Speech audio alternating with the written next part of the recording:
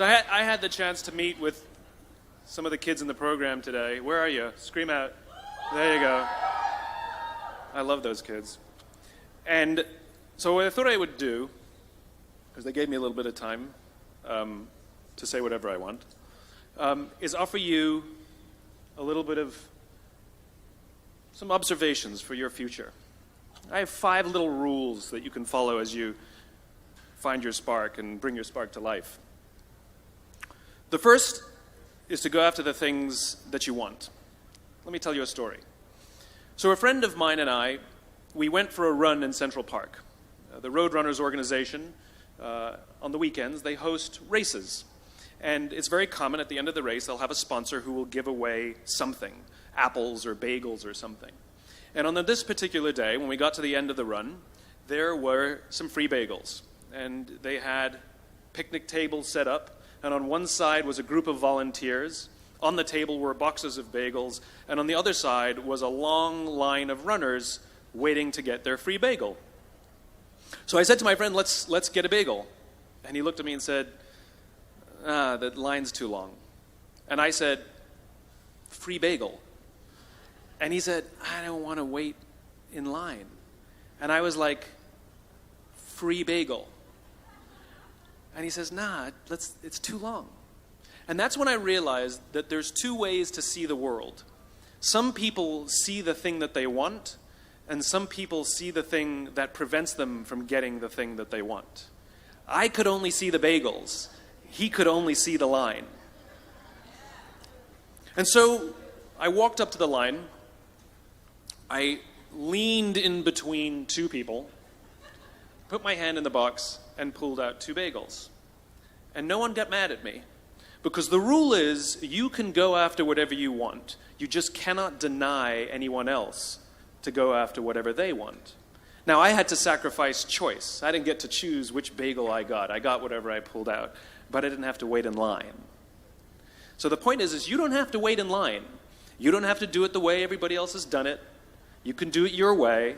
You can break the rules. You just can't get in the way of somebody else getting what they want. That's rule number 1. Rule number 2. I like this one. In the 18th century, there was something that spread across Europe and eventually made its way to America called puerperal fever, also known as the Black Death of childbed. Basically what was happening is women were giving birth, and they would die within 48 hours after giving birth. This Black Death of childbirth was the ravage of Europe, and it got worse and worse and worse over the course of over a century. In some hospitals, it was as high as 70% of women who gave birth who would die as a result of giving birth. But this was the Renaissance. This was the time of empirical data and science, and we had thrown away things like tradition and mysticism. These were men of science. These were doctors. And these doctors and men of science wanted to study and try and find the reason for this Black Death of childbed, and so they got to work studying, and they would study the corpses of the women who had died. And in the morning they would conduct autopsies, and then in the afternoon they would go and deliver babies and finish their rounds. And it wasn't until somewhere in the mid-1800s that Dr. Oliver Wendell Holmes, father of Supreme Court Justice Oliver Wendell Holmes, realized that all of these doctors who were conducting autopsies in the morning weren't washing their hands before they delivered babies in the afternoon. And he pointed it out and said, guys, you're the problem. And they ignored him and called him crazy for 30 years.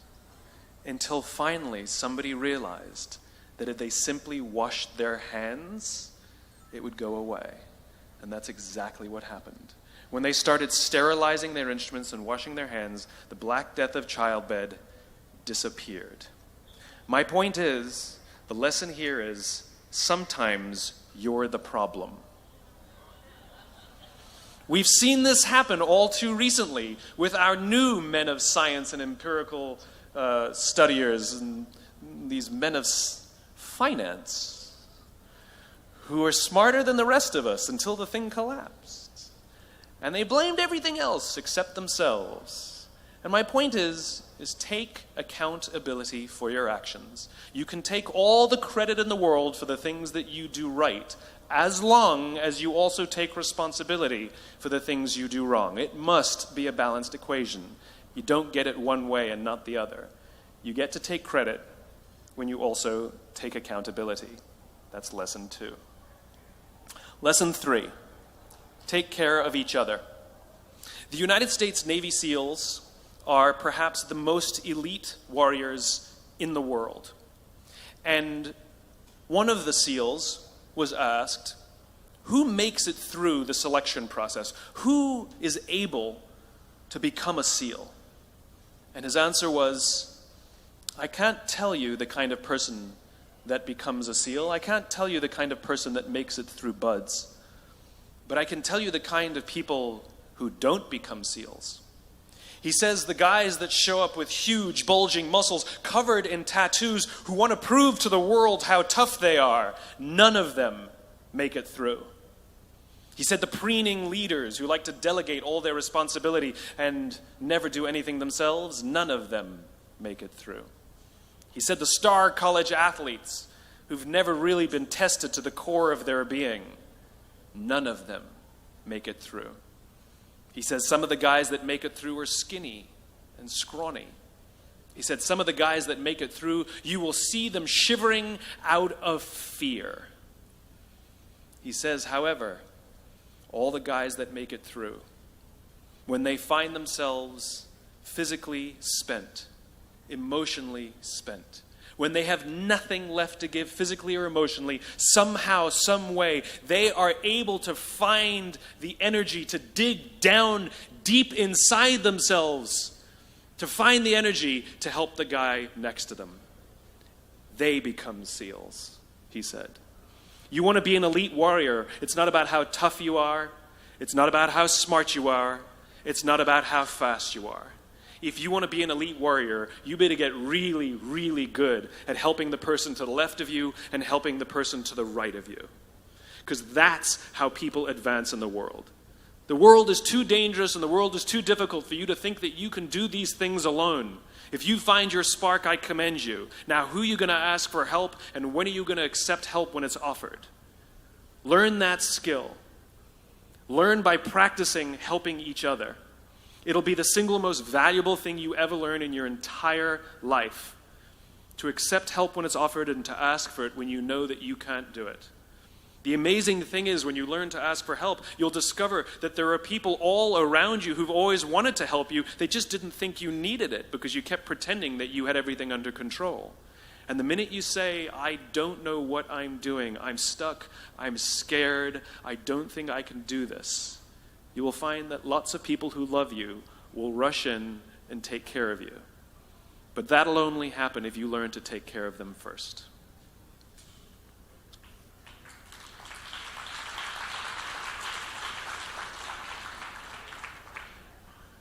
Lesson 4.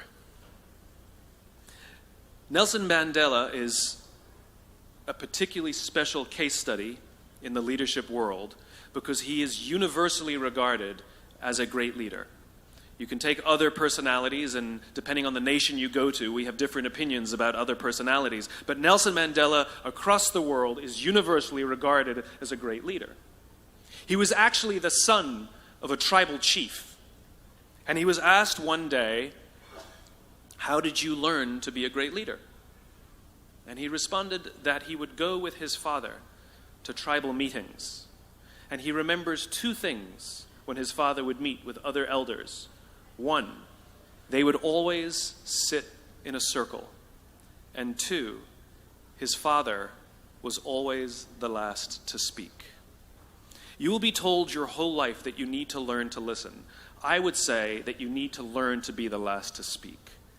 I see it in boardrooms every day of the week. Even people who consider themselves good leaders, who may actually be decent leaders, will walk into a room and say, here's the problem, here's what I think, but I'm interested in your opinion, let's go around the room. It's too late. The skill to hold your opinions to yourself until everyone has spoken does two things. One, it gives everybody else the feeling that they have been heard. It gives everyone else the ability to feel that they have contributed. And two, you get the benefit of hearing what everybody else has to think before you render your opinion.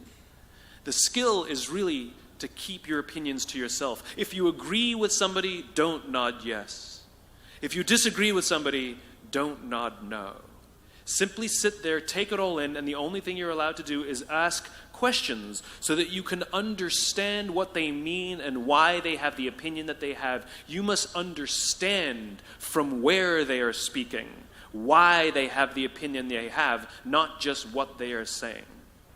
And at the end, you will get your turn. It sounds easy. It's not. Practice being the last to speak. That's what Nelson Mandela did. Number 5. This is Monty Python. 1, 2, 5, 3. For all the other nerds in the audience. There's one. Number 5. My favorite one of all. True story. There was a former Undersecretary of Defense who was invited to give a speech at a large conference, about 1,000 people. And he was standing on the stage with his cup of coffee and a styrofoam cup, giving his prepared remarks with his PowerPoint behind him. And he took a sip of his coffee and he smiled and he looked down at the coffee. And then he went off script. And he said, last year I spoke at this exact same conference. Last year I was still the Undersecretary. And when I spoke here last year, they flew me here business class. And when I arrived at the airport, there was somebody waiting for me to take me to my hotel. And they took me to my hotel, and they had already checked me in, and they just took me up to my room. And the next morning I came downstairs, and there was someone waiting in the lobby to greet me, and they drove me to this here same venue. They took me through the back entrance and took me into the green room and handed me a cup of coffee in a beautiful ceramic cup. He says, I'm no longer the Undersecretary. I flew here coach. I took a taxi to my hotel and I checked myself in. When I came down the lobby this morning, I took another taxi to this venue.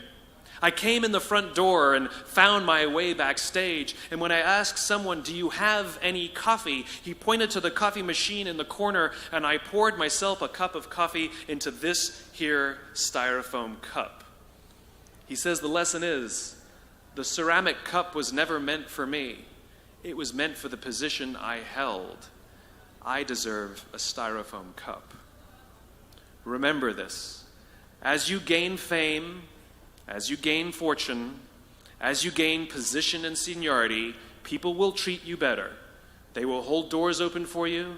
They will get you a cup of tea and coffee without you even asking. They will call you sir and ma'am, and they will give you stuff.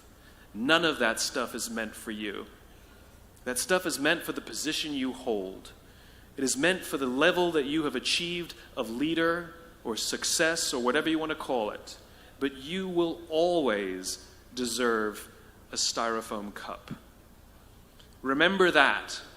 Remember that lesson of humility and gratitude. You can accept all the free stuff. You can accept all the perks. Absolutely, you can enjoy them. But just be grateful for them and know that they're not for you. I remember getting off the Acela. I took the Acela from New York to Washington, D.C., and I got off the train like everybody else, and I was walking down the platform like everyone else, and I walked past General Norty Schwartz, who used to be the Chief of Staff of the United States Air Force, the head of the Air Force. And here I did, see a guy in a suit schlepping his own suitcase down the platform just like me. And just a couple months ago, he was flying on private jets and he had an entourage and other people carried his luggage. But he no longer held the position, and so now he got to drag his own suitcase. And never did it sort of remind me more that none of us deserve the perks that we get. We all deserve a styrofoam cup. It was a pleasure meeting you guys this afternoon. I was blown away by your honesty and your curiosity and your poise. And I am confident that the future is bright, despite the fact that America looks like an absolute mess right now. I am confident that the future is bright for one reason and one reason only, because you will grow up and you will be our future. Thank you very, very much, guys. You're wonderful. Thank you.